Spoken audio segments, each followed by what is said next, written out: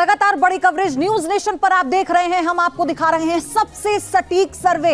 News nation के सर्वे में BJP की तीसरी बार सरकार बननी तय है। जी हाँ, न्यूज नेशन के सर्वे में भारतीय जनता पार्टी को बहुमत से काफी ज्यादा, अधिकतम 327 सीटें मिलने का अनुमान है। एनडीए को 378 सीटें अधिकतम मिलने का अनुमान। वहीं न्यूज नेशन के सर्वे में कांग्रेस को मैक्सिमम 68 सीटें।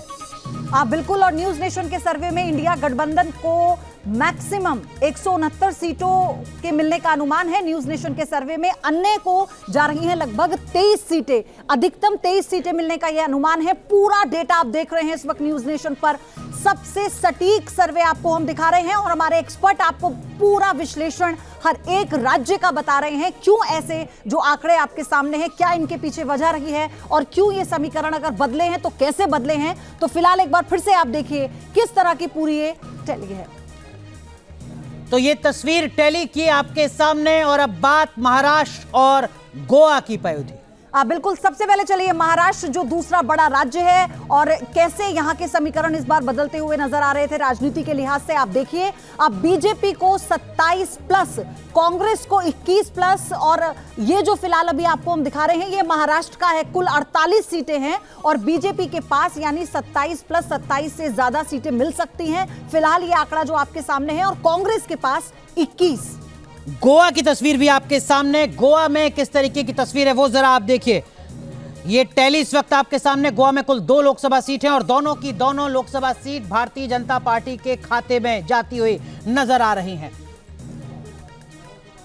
तो खास पैनल हमारे साथ बना हुआ है और इस बीच एनके सर, प्रधानमंत्री नरेंद्र मोदी ने ट्वीट भी कर दिया है। उन्होंने कहा इंडिया हैज वोटेड। उस एक लंबा चौड़ा ट्वीट है, पोस्ट है, जिसमें वो कह रहे हैं कि मैं नारी शक्ति और युवा शक्ति का जो भागीदारी है उसके लिए सबसे ज्यादा शुक्रिया अदा करना चाहूंगा। ये जो टैली दिख रही है सर, इसमें भी आपको लगता है कि युवा शक्ति और नारी शक्ति की सबसे ज्यादा भूमिका है? देखिए, अब अगर हम जीत गए हैं तो आगे आने वाले समय में पता लगेगा कि ये ट्रेंड कैसा था। लेकिन सिर्फ नारी शक्ति या युवा शक्ति नहीं, मुझे लगता है कि अगर ये जो हम लोग दे रहे हैं इसके हिसाब से देखा जाए तो ओवरऑल वोट परसेंटेज अच्छा रहेगा और सीटों का नंबर अच्छा रहेगा और सरकार बनाने जा रही है, हम ये कह सकते हैं।